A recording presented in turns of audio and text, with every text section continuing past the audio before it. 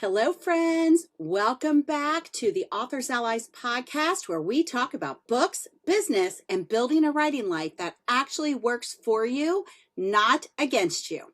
Today, we're talking retreats, specifically how to prepare for a virtual writing retreat so you're not spending the whole weekend or that whole time fighting your tech, answering quick questions from your family, or staring at the screen wondering what the heck to work on.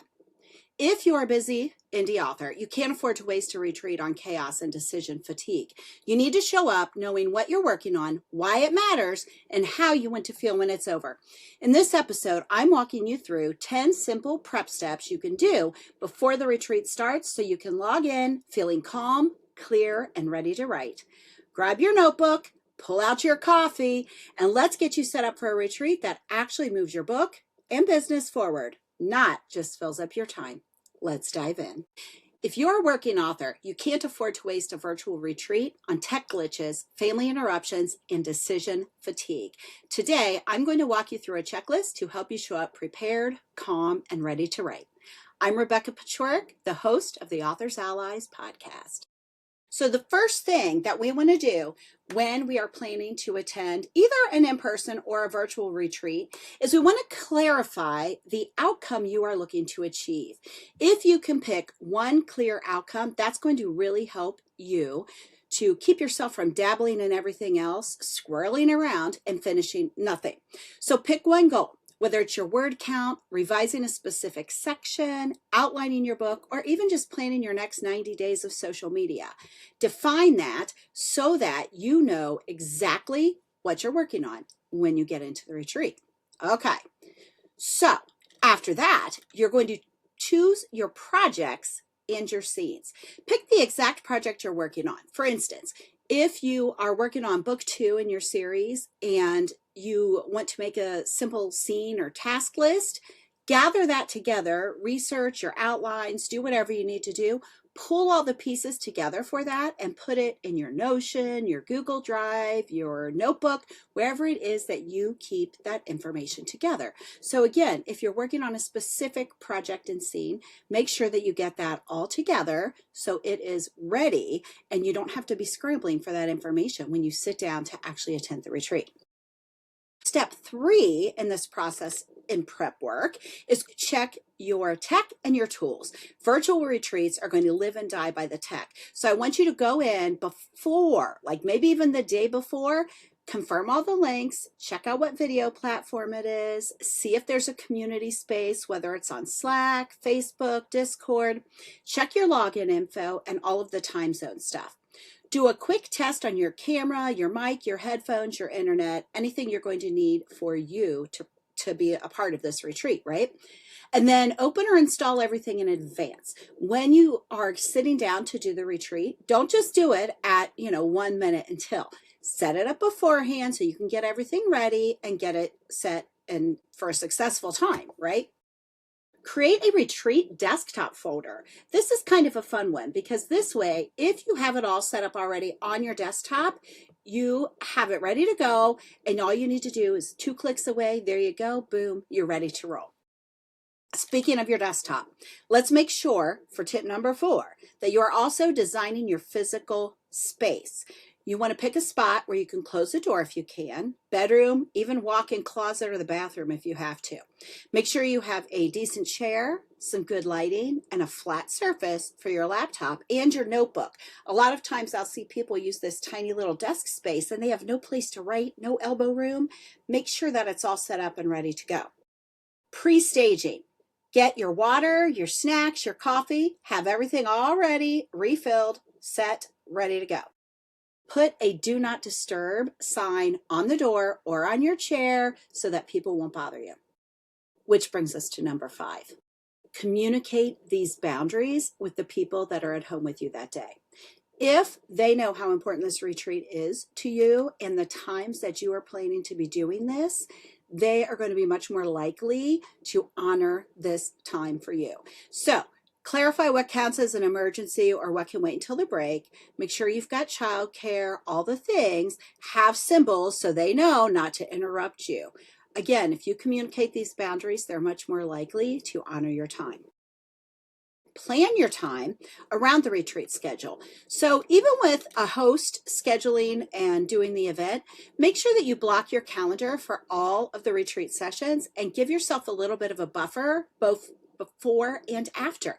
You need to get up, stretch, move, refill your coffee, take out your dog, whatever it is you need to do, right?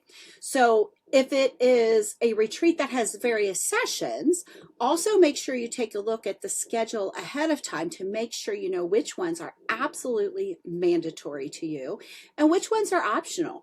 Maybe you don't really need to be in that desk and on your computer that entire day. So you may have some flexibility there in your time for the day.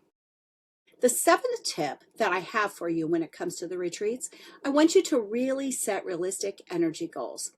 As busy women, we often overcommit and then we feel like we failed the retreat. We do not want to set ourselves up for failure. The whole purpose of a retreat is to help move you forward in your career, not backward, and not to make you feel bad. So consider your current season.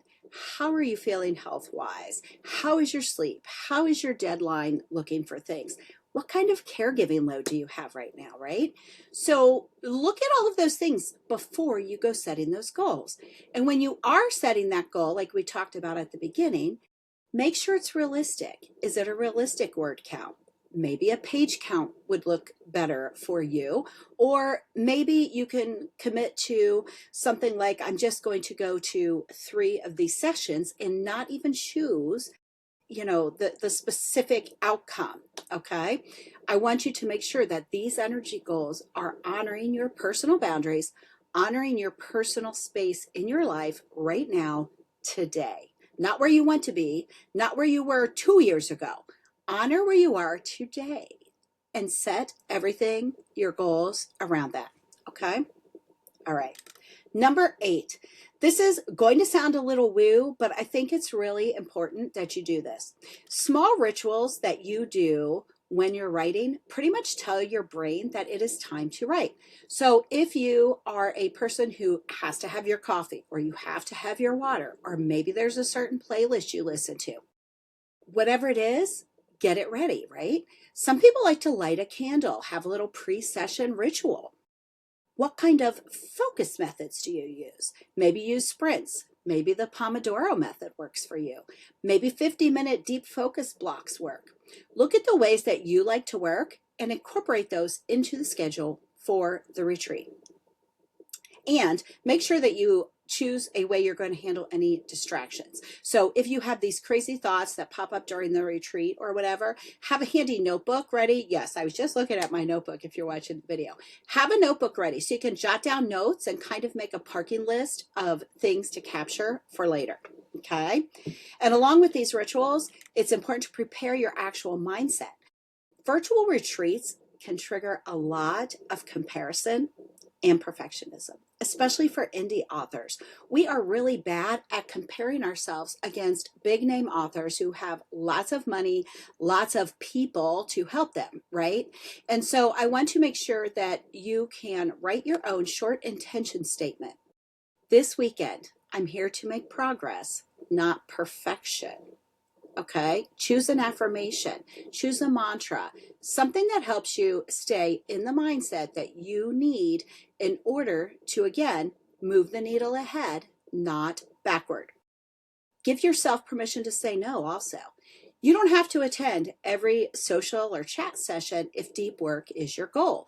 If you're big on a 50-minute focus and they're having 30-minute sprints, you can always set the mute on your computer. Do what you need to do to work the way you need to work to honor your boundaries, your energy, and your goals. It's that simple. Okay, number 10, this is it. Pack your digital and your physical go bag. Have everything ready like you're getting ready to leave the house, right? For digital, have all of your project files, backup copies, passwords, the schedule, Zoom link, music playlist, all of it. Have it all ready to go. This is where that on-screen desktop folder can really come in handy, right?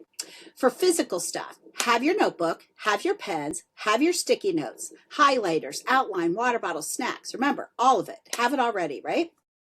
If you need a comfort item that kind of makes you feel calm or special in some way, maybe you have a favorite mug, a blankie, a candle, or maybe like me, you like your crystals and you might have a special crystal for focus. I suggest something like labradorite for transformation, or a moonstone, a desert rose. Fluorite is really my favorite. This is beautiful.